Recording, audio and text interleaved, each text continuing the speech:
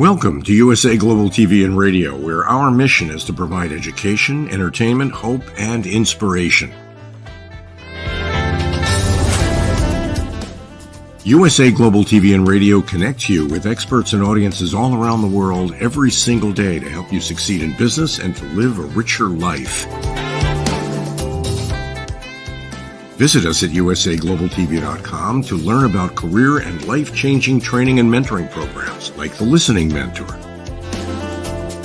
Subscribe to our newsletter to stay informed about our special programs and offers. Discover how you can become a guest on one of our shows or a host or producer of a USA Global TV and Radio show of your very own. That's USA Global TV and Radio, where the doctor is always in.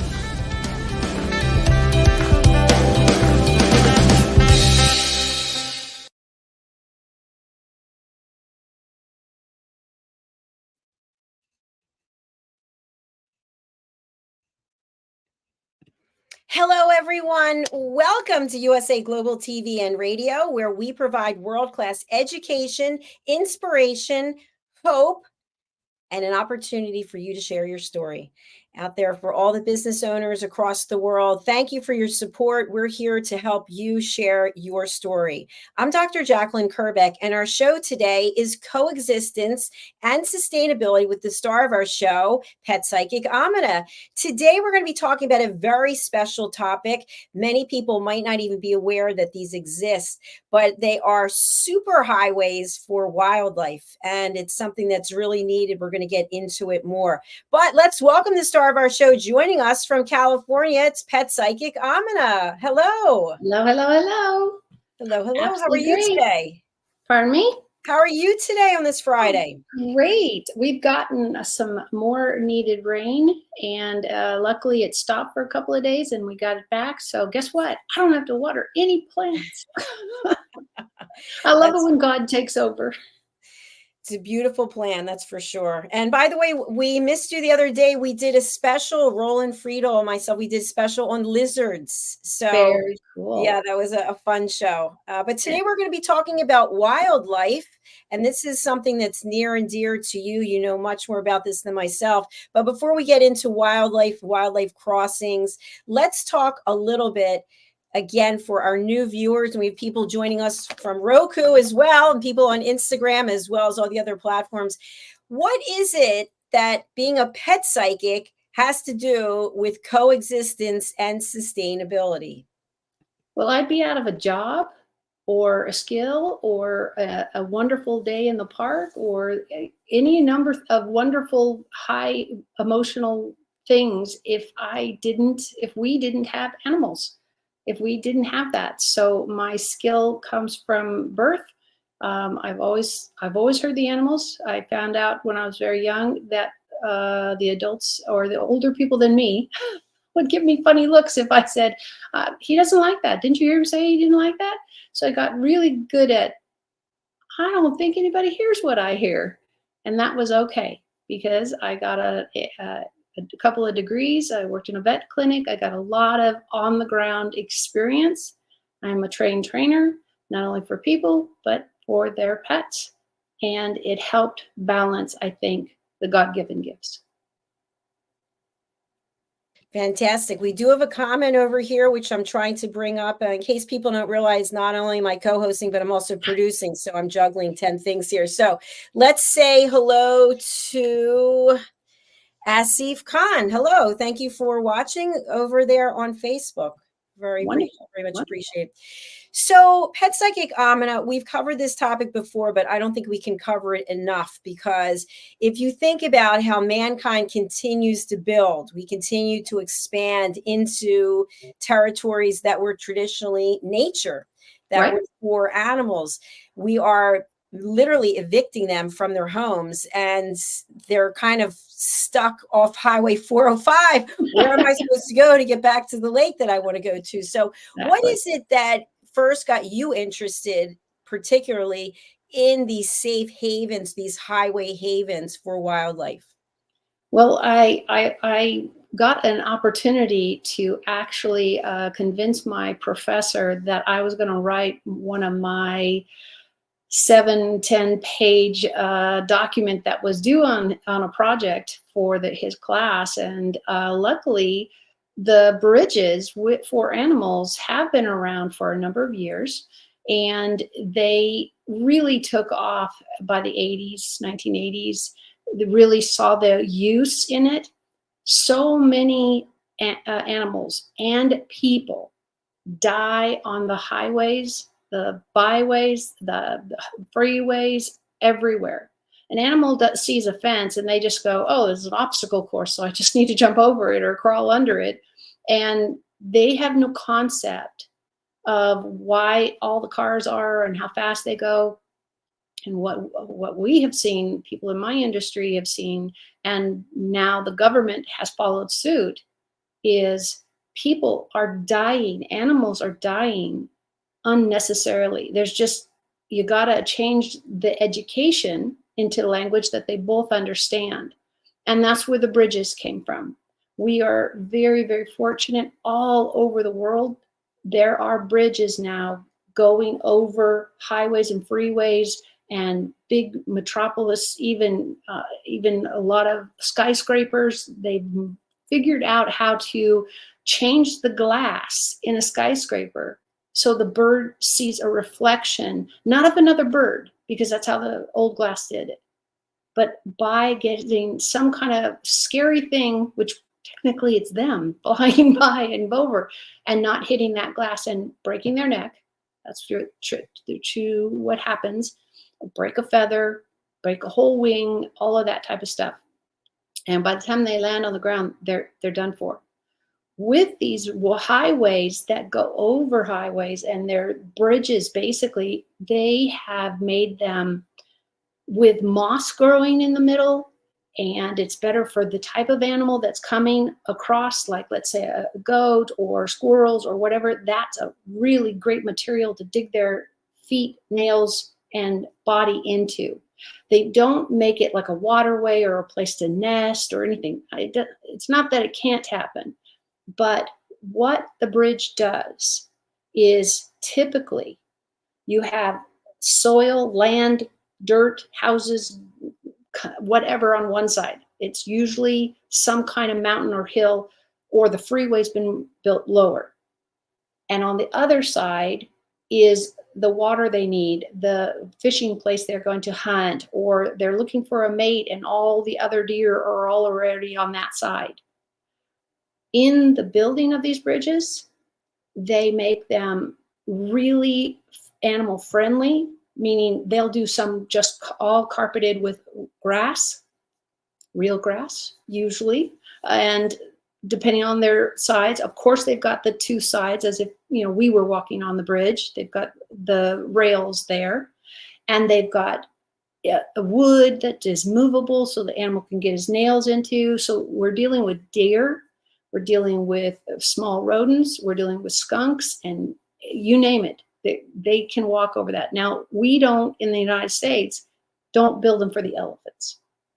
If you're in the state, in the country that has that type of animal, they actually have walking paths also. But can you imagine the construction?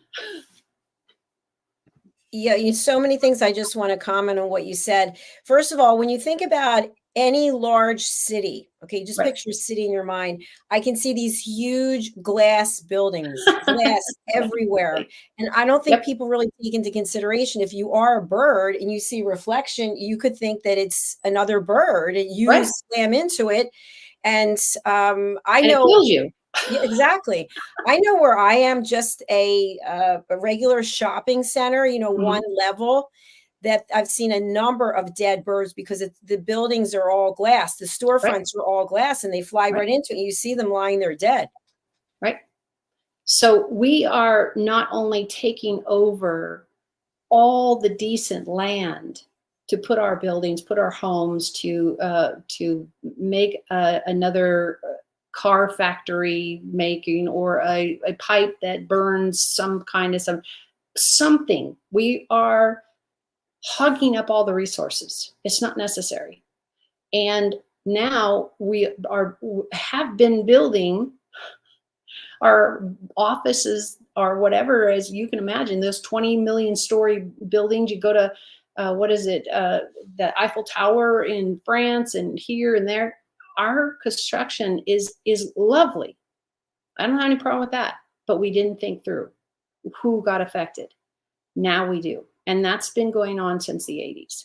Really good push about the people have the glass sides, and all the bird sees is a reflection, which he sees another bird. He doesn't understand that's you and you're going to hit. And what does a bird do when they hit that glass? Typically they break their neck. And then they fall how many ever feet they are up on that building. So now they're putting in a type of reflective glass. So the bird either sees trees, if the trees are that high, and or a reflection of themselves and a lot of darkness, so that they know that this is something finite and hard, and there's no place to put their talons or, you know, their nails, but they think, oh, wait a minute, that's an end. And what you can do in your own home is you can get these really, really neat films, like, you know, when you want to shadow down your house and you don't want too much sun coming in. They do that too, but you can get one with little bitty lines in it or dots or whatever decoration you like, because they now come in literally hundreds of colors and hundreds of sizes. And you peel it off, you stick it on, you can take it off, of course, later. And I don't mean day to day, 3 months from now, 6 months from now, of course, the weather will weather it. But you know what it will also do, Dr. Jacalyn? If you put film on your windows? It's going to keep the heat out. And the cold, whatever you're in, you're going to insulate. So we now have dual pane windows, right? I don't think anybody doesn't do dual pane windows, do they? Raise your hand, anybody out there? Yeah, exactly. If you're doing it, it's like, oh, you must have a really old place. And that happens with old homes still. They haven't upgraded the glass. But dual pane keeps that hot, cold thing that when we were kids, it was always freezing. I lived in the desert and it snowed there, and we had single pane windows, but I didn't understand why the house was so cold and why my parents were so hesitant to put the heater on, or we got an air conditioner later, because it's horribly expensive to have for a whole house. Ours was a 2-story, was, you know, 7 rooms, blah, blah, blah, lots of space. It's expensive. So you don't want to have, first of all, a dead bird on your hands, because the body just falls to the ground and you will know. And also you want to maybe change up how your appliances are working, your heater, your air conditioner. And they have tons of films out there. They can be decorative, they can have little lines in them, they can just look dark. Lots of different ways you can go and really actually decorate your place. And if you're in a place like I grew up in a desert, those air conditioner bills are really high. And this will cut that down also. And the heater, you're not getting the loss in the glass. So I want to really get through to everybody. It's not just the birds' lives. It can benefit you to do this. And if that's the incentive, great. Do it for yourself. Save the money. Excellent. Excellent direction as always. So Pet Psychic Amina, I want to talk a little bit about the term roadkill. We've all heard this before. We've seen or experienced it where wildlife is running across the road, and people go, what are you doing? Well, they used to live here. Hello. They used to live here. That was the path to the lake. They were trying to get from point A to point B. Yes. So someone, I don't know who the first creator or the inventor of this, decided to come up with a way for animals to cross over a highway or a freeway by building what is a super highway over. So it's like a path that goes over. What do you know about this? Well, again, having researched this for one of my college papers, it brings back great memories, because what's really cool is not everybody's dealing with deer and their tiny little, hooves. And not everybody's dealing with raccoons and skunks or whatever's in that part of your world as far as wildlife go. And they don't have butterfly wings, or they're not birds or anything like that. The bridges that they now have put up, and they did this a few years after they started to really look at the science of bridges, they are now making bridges. If you Google this, it's just fabulous, that are decorative outside. So they've got the railing for people to actually walk. If people want to, they would walk. It's not segregated or anything, but you're going to get a lot of animals walking with you too. But imagine the animals are going to come early morning, late night. That's when they do a lot of movement. And of course, you'll see deer around all the time because they're grazers. They are going to target that bridge with a surface that is the most safe, most constructive put together. So they'll put artificial grass. It lasts longer, and they won't eat it. So they might take one piece and go, this isn't yummy. Because the point is not for everybody to hang out on the bridge, is to get them from point A to point B. So there will be, I've seen boards where they rough them up and they just make them so they're not slippery. And you've got, again, deer and anything like that, those hooves do slide and they do fall out from under them. So they have to be careful. There are, gosh, the last time I looked this up, they were over, I want to say conservatively, over 10 types of ground that they put on the bridge. So going up to the bridge was really, really special with all kinds of animals. You get your small, like skunks, you get your squirrels, all of that type of stuff. They could come from a tree and come down, because some freeways, some branches of the trees are that close to the bridge that they built. With all this considered, of all the types of animals that might be there, there is a wonderful program with the scientists and the construction people who are doing this work to get that right surface for that animal. If you've got a horse, I don't know why you'd have a horse, but let's say it's a pony or something and it's loose and it goes over there, that's a whole different hoof than you have with the deer.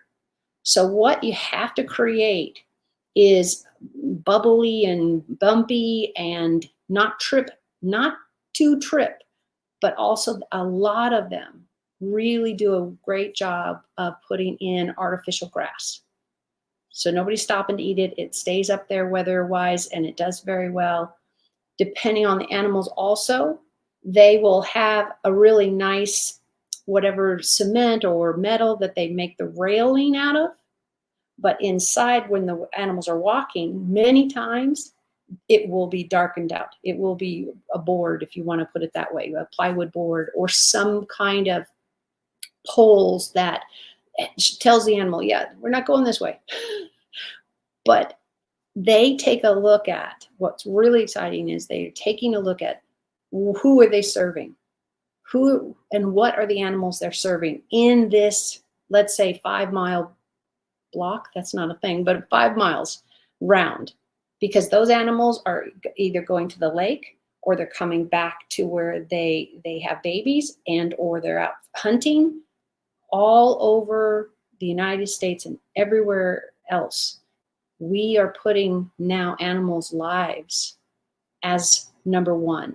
And if you've ever talked to somebody who has hit a deer and their car was completely totaled, I have never, ever seen a straight hit on where the deer's standing in the freeway just looking at people going, what are you doing? And somebody doesn't see him, doesn't get to swerve, and they don't hit the guard, which lots of people got killed before they did this bridge thing. But if you're up against a bear or a full antlered deer, your car's toast and you could get killed. And then the person behind you who didn't see the accident hits you, and then it's a chain reaction. There are no downsides here. This is something we needed to do for years, and the technology is easier than ever. Thanks so much. I think a question that comes to mind is just a basic question. So you build this that has the sod or the grass or whatever, Mhm. and what do you do? Hello, yes, all animals, please, can you come here? Because today, instead of going this way, we're going to go up and over and around. How does this happen? I mean, there's no one out there giving classes on how Nope. the animals have to cross over. So how do they do it? Instinct. It is their world to be out there, and things change all the time. You have a tree up and then it gets soggy and gets old and it falls down. Well, everybody, you know, Bob and all his friends call each other and say, hey, dude, we got free wood. So their world constantly changes because they're in nature, and nature is always changing, right? We've got a 90-degree day, we got a 30-degree day, we got ice, we got water, just depends on where you live on how flexible your weather is or what happens with global warming. What we don't want is, and what we're preventing with the bridge is, we know that the animals need to go from one side to the other. That's already established because of all the deaths on the freeway or the highway or whatever rural road you have this problem. So how do you solve the problem? That's where bridges came on. People have been making and doing bridges for decades. Now we have them a little bit stronger structure. They don't sway. You're not going to get one of those typically. And the animals have grass and dirt and all of that. So they're like, oh, this is faster. I saw Bob, he got that squirrel in 30 minutes or less. And it took me 20 minutes to find one on this side. So they will automatically be curious and interested in what has been put there. So the hard part with the construction that I always worry about is all the destruction to build the bridge. We've all seen houses built, right, Dr. Jacalyn? You've always seen shopping centers built. Sure. And it's like Desolation Island before they get all the buildings up and all the paint spilled, and then the faux grass goes in, and the plastic trees or the real trees. It's a mess. Yeah, sorry, I didn't think you were finished. Yeah, it's definitely a mess. And something else I'd like to discuss, I'm going to bring up some photographs of the animal crossings. Great. Are these crossings, they be considered to be sort of like an afternoon get together place? Like, let's go to the park and yes, absolutely. It absolutely could be that, you know, let's all go hang out at Bob's house. Oh, that's right. Bob lives by that big old thing. Exactly. Because what we have to strike is that happy medium. So with our logo that sadly took a vacation on my screen today, but our green glass, you know, beautiful logo that you've got as our backdrop, and everybody's like, oh, well, they're going to crash into it. That's why it's so important. Animals, especially animals in flight, do not understand glass and windows. So there's so many things we can build in that makes it safe for the people, makes safe for the animals. So it's really, really great to do that. And when you can still see in and out of the glass, and that's what they do on like the big buildings and the buildings that are getting strikes, you know, 6 flight up, 10 flights up, you know, it's a huge, and can you imagine trying to change the glass every time it gets broken? No. And then that bird, if it doesn't die from the collision, break their neck is what usually happens, then they die when they get to the ground, which is upwards of 3 to 10 stories later. So it's all terrible. And then people find the dead bodies on the ground. Could you imagine walking by one of these buildings and getting hit by a dead bird? I know, it's horrible. Yeah, By the way, so showing I can't scare everybody into saying, please put a film on your door, because some of us have windows that are just like this. Yeah. So we're showing some visuals right now. Great. Of underpasses, overpasses, quite interesting, all different types. And they're making it artistic.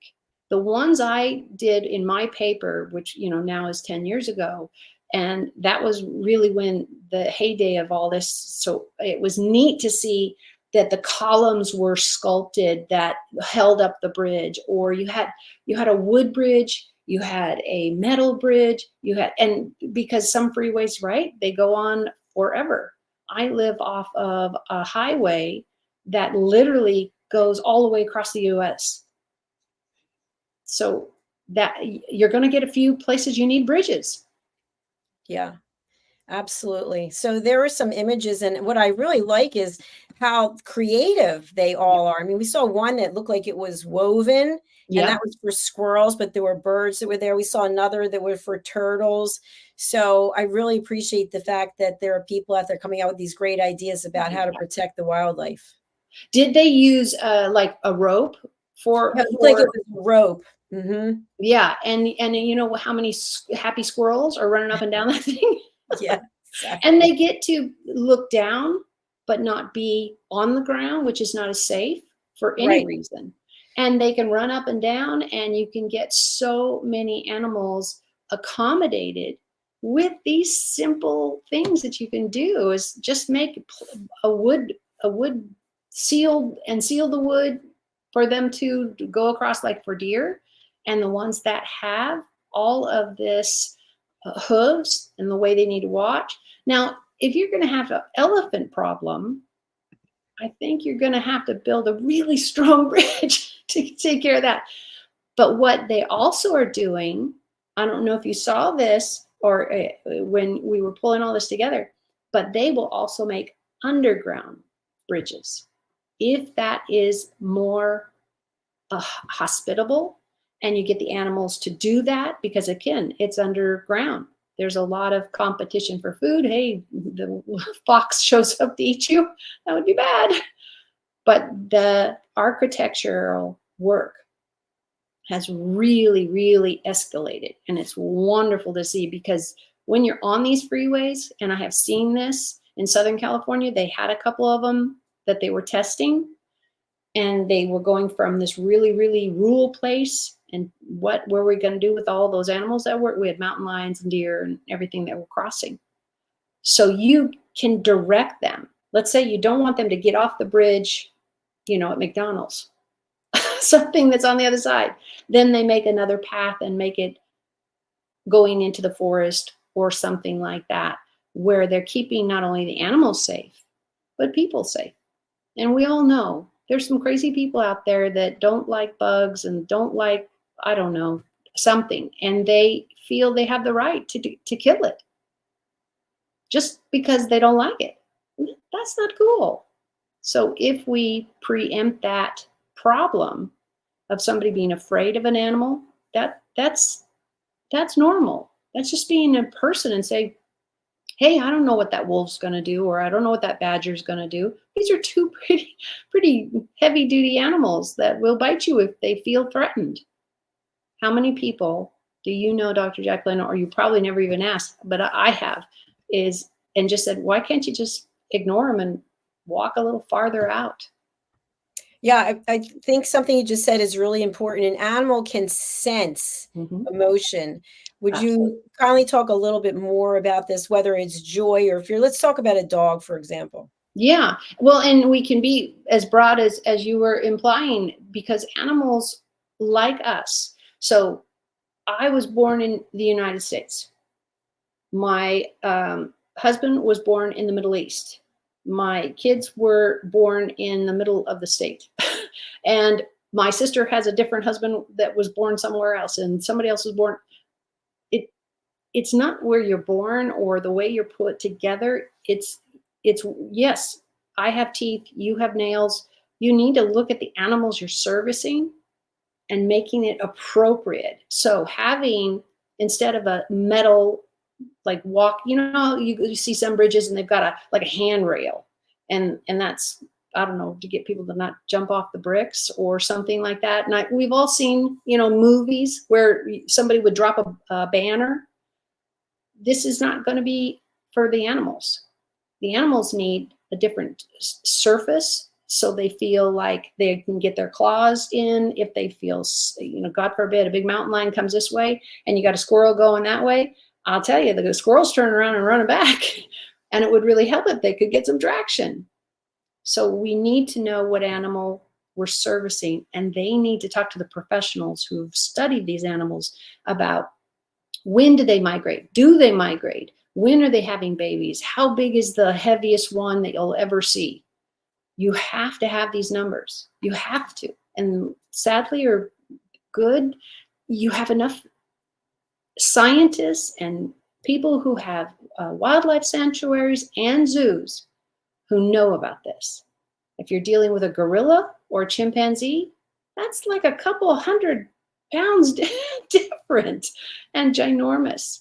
So you've got to service the clientele you're after and make it safe for them to come and go. And that's why the bridges, what's really neat is the architect in this day and age has really stepped up to these beautiful carvings on the side, cement or wood, whatever they've done. And that's how they've created the wall or the window or the fence, if whatever it's supposed to be.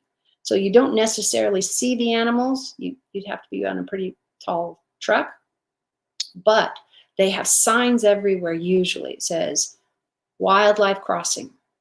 And we've seen this. I don't know if you've seen it. Well, you probably have, because you have a lot of deer also. And we, in some of the rural place, we have deer crossing signs since I was a little kid.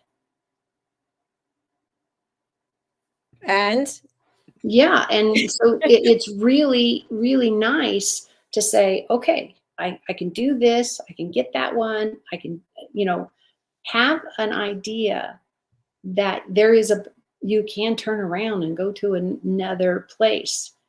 But the animals don't have that awareness until, I'd love to ask one, after they lose 3 people or 4 people, which is so tragic. And nobody needs that stress, much less that tragedy. Animals are really good to just getting on where they're going. And the people who are dealing with these bridges now are doing better and better every year. I saw actually one about a month ago, and it was really small because it was a really small area. So they were catering to a different animal.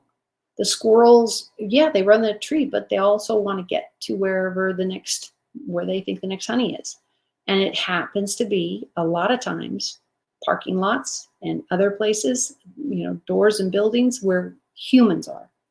And that's where we really get a conflict. Absolutely. Something I would love to segue into is if, unfortunately, you are in an accident with an animal, you hit a deer, something runs into your car, what should you do? Well, in the state of California, I know you are obligated, and I believe this is U.S. wide. I haven't kept up on that law. That you are obligated to call Fish and Wildlife or something in that area. Fish and Wildlife is all over the U.S. So you are obligated to tell them what's happened so they can come out and evaluate the deer or make sure you're all right. They, of course, will ask if you're all right. If you hit a full-size deer with a whole rack and everything, you're probably not driving home. That's going to be really serious injuries. And of course, they want to make sure you're all right by hitting something because the bucks are ginormous, and not just height. And when they're in full horns, I don't know if everybody understands, the horns do fall off and then they grow more. But they can be serious racks out here in that process. And then what happens when you've got a mom and a baby? She tries to protect her baby. She has no idea that a car is just zooming through and they didn't see her.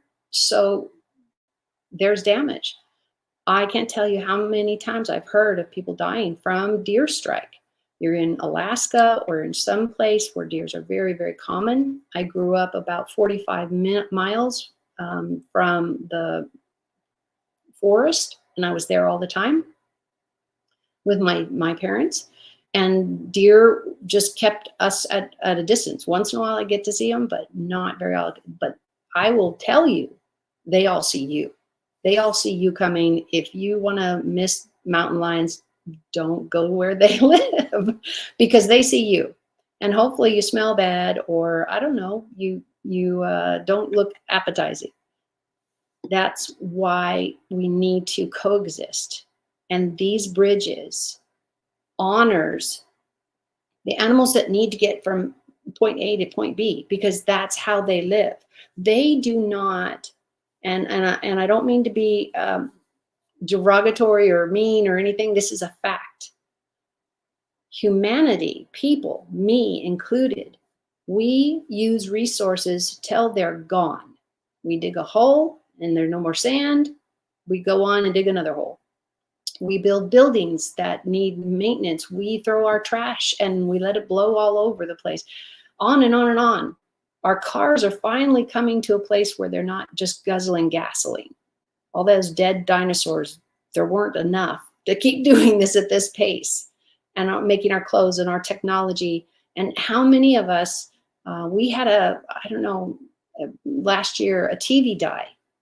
And I don't know about you, Dr. Jacalyn, we had the hardest time trying to find a recycle center that would take a television. It was really tough. So these animals are trying to get through the world to coexist with us, but we have to step in there and do it. Hence the animal bridges.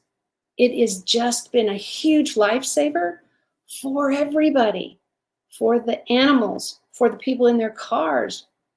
Having grown up outside of a place called Big Bear, and it's just what it sounds like. It's snow and there's deer all over the place and there's mountains all over the place. So I would go up and help my dad. We had a wood business. And so we would go up there, and the fallen wood was what his license was for.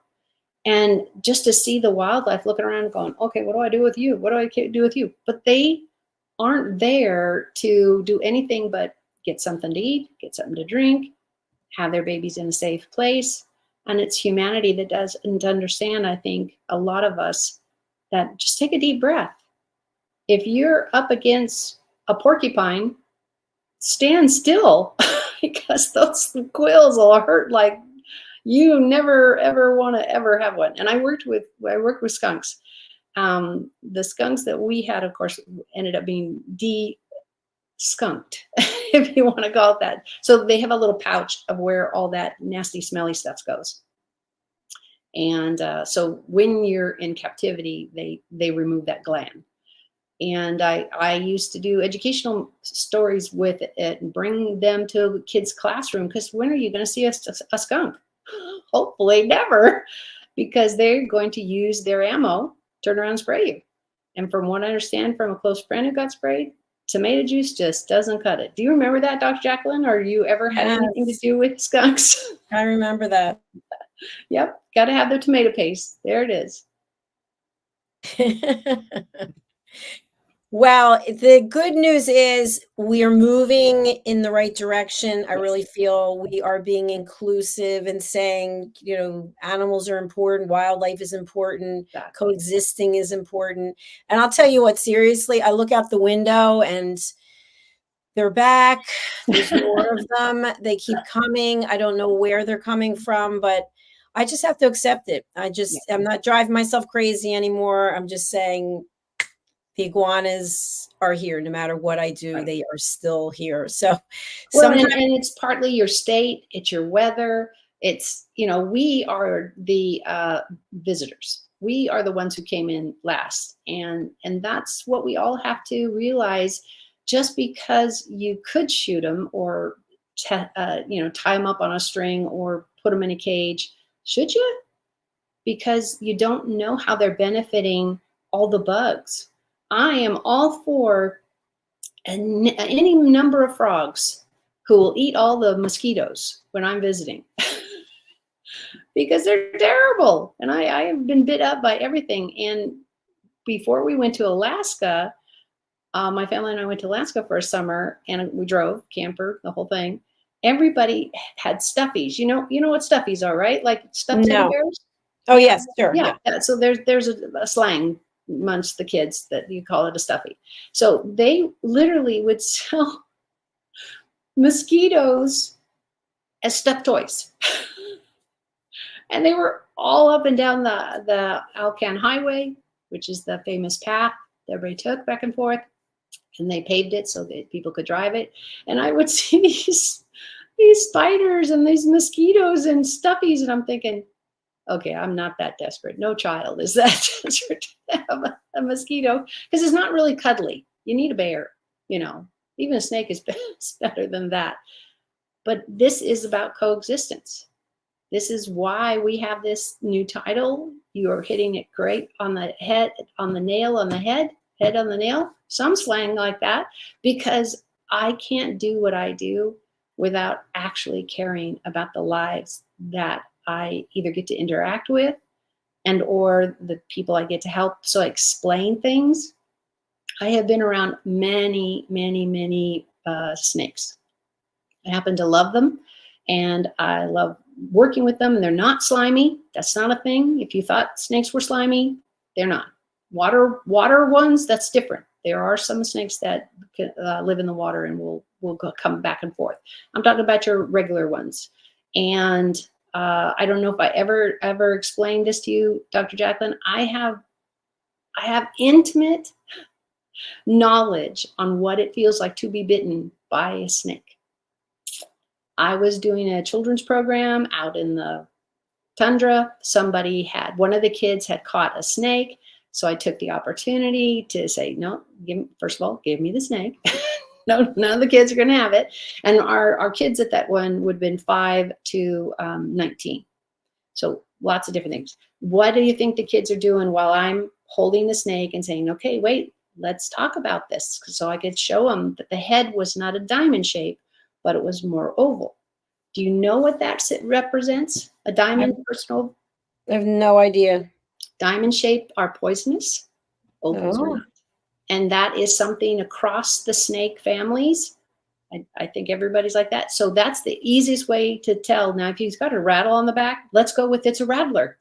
Let's just chop that one up and don't say, excuse me, I need to see your head. Please hold still.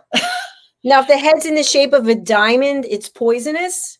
Almost. I haven't looked this up, but I'm going to say 100%. Just let's. So the snake has just a round head. Yeah, no, then they're harmless. They still have teeth. Okay. Don't play around with snakes, people. What I was doing is these kids had picked up whatever kind of snake they had picked up, but not poisonous, just so you know, to the end of the story. And I was coming out of one of the cabins. I was a staff, and all these kids, oh my God, you know, some of the girls yelling too much. The boys are looking brave, but they weren't. So I got 10 or 15 campers, anywhere from 11 to 15. Now, I have the snake. Now, again, I grew up being able to handle these and worked with wildlife for a long time. So I'm holding it, and there's a way to hold the head so it doesn't turn around and bite you. Well, the problem is I got all these little kids, and I'm trying to get them to calm down, stop screaming, because there were a few of them that were screaming just for the effect more than that they were really afraid.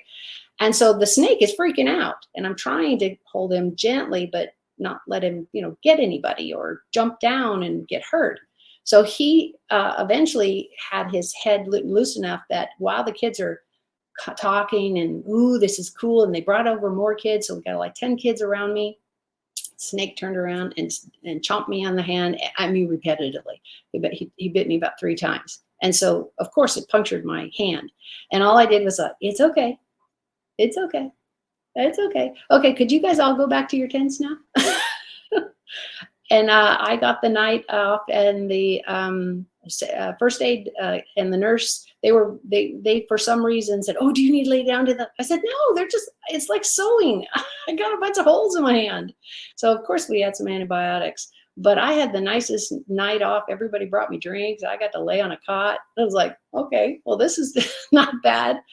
Again, I've had a lot of falls and trips off of bikes. It didn't faze me much. I was more concerned that it was going to go for the kids. So it was easier for me to hold on to him a little bit tighter and get his teeth and his mouth away from my hand. Wow, an incredible story. So I just want to give a disclaimer. If you see a snake, please do not spend a lot of time analyzing. Just don't be me. Don't be me. If you take a course and you're doing education, just leave them on the ground and talk about them from there. There's no reason we need to pick them up and hold them. No. Again, I was probably all of 11 when that happened. Maybe. Yeah, it's a good lesson that you learned. Yeah, so, and it was kind of fun. And then, you know, I got home and my parents are like, you know, well, she's got a couple scrapes. It happens. I never tell them. We love that. Makes for a good story. But Pet Psychic Amina, we have to close out for today. Our time has gone by so quickly. It's always great to see you. How can people reach out to you? I mentioned to you earlier, we're now on Instagram, we're on Roku, we're on YouTube, we're on LinkedIn, we're on Facebook, we're on Twitter, we're on our websites. People want to contact you, they can go to LinkedIn, they can go to your website, they can go to Facebook. Tell us more. Yeah, I tried to make this really simple. I'm only on the two platforms that you mentioned. I'm on LinkedIn and I am on Facebook. And all you have to do is go to bridgingworlds.us. It's literally that. So Bridging Worlds is what I do. That's the modality. I'm here to bridge between your pets and you, and your neighbors and you, whatever you're having a conflict or you're looking for another training tip. As you can see, I really like going outside the box. And there is a box, maybe a box. Doubt there's a box. If not, we're going to give it to the cats.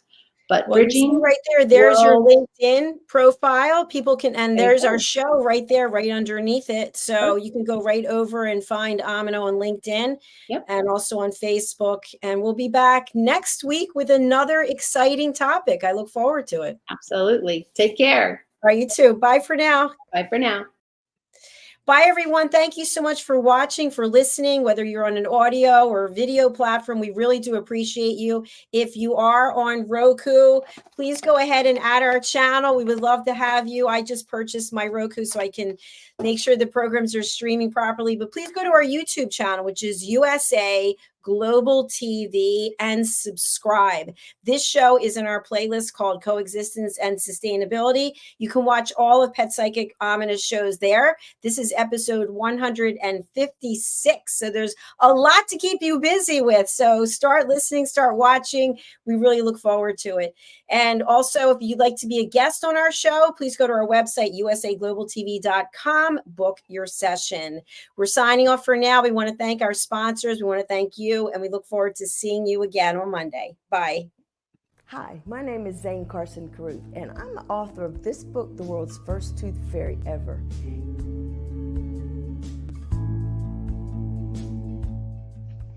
Reading is magic. Studies have shown that reading to your children lays the foundation for greater success in life. Reading helps develop language and vocabulary skills. It helps improve memory, and it encourages curiosity and inspires creativity. The benefits are immeasurable, and as a parent, you'll benefit too. In only 10 or 15 minutes a day, you'll be creating more memories and a bonding experience that will last for years to come. So take time to read to your children. Read them books about things that engage and interest them. Tales of fairies and magic fascinate children, and as everyone knows, the Tooth Fairy is at the top of the list. If your child loves magic, wands, adventure, and what child doesn't, you'll love reading them books from the trademarked series, The World's First Tooth Fairy Ever. Follow along as Abella, the world's first tooth fairy, accidentally starts the tooth fairy tradition. Learn the tricks of being a professional tooth fairy in the book, Abella Starts a Tooth Fairy School. Your child's imagination will soar as you read the adventures of Abella and her magic wand.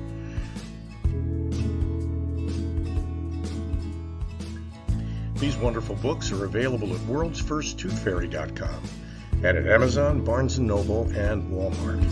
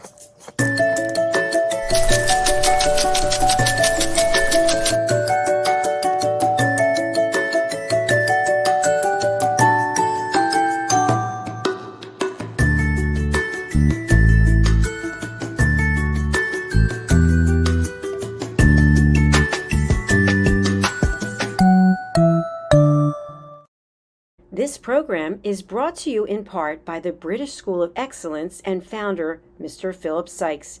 Building confidence, changing lives. Do you share our view that etiquette is a set of modern life skills that are essential for personal and professional success? Join us as an etiquette coach and change people's lives through the power of etiquette and manners. The last few days have been really amazing. I had a trainer course from the British School of Etiquette. And I must say it's been one of the best decisions I've ever made and one of the best investments I've made in my own training and development. Now, words alone will not describe the transformation and the positive path that I have traveled with the British School of Etiquette. I find really I learned a lot from the lessons this time I came. The last few days with the British School of Etiquette have been fantastic. And what I've learned now is really beyond my expectations. This is the most rewarding experience and the best investment I have made this year. It was just great. I learned so much, and when I go back to Belgium I will incorporate a lot of it into my day-to-day life and business. It's been absolutely wonderful for the whole week that we were here. I feel transformed, and I feel like blowing a trumpet and tell people, come and do this school, this class is the best, this is the best school ever. You should take it. It will change your life immediately. I am now able to teach other people how to bring the best of them. Thank you. Thank you, BSc. Thank you. Thank you so much. Thank you. Thank you to our clients for their testimonials on the Train the Trainer program. Our exponential and global growth is so significant that we've evolved from the British School of Etiquette to the British School of Excellence, where we're investors in people. Let us invest in you and your career. Contact us to become an etiquette coach. Go to thebritishschoolofexcellence.com. Start your career and elevate your success today.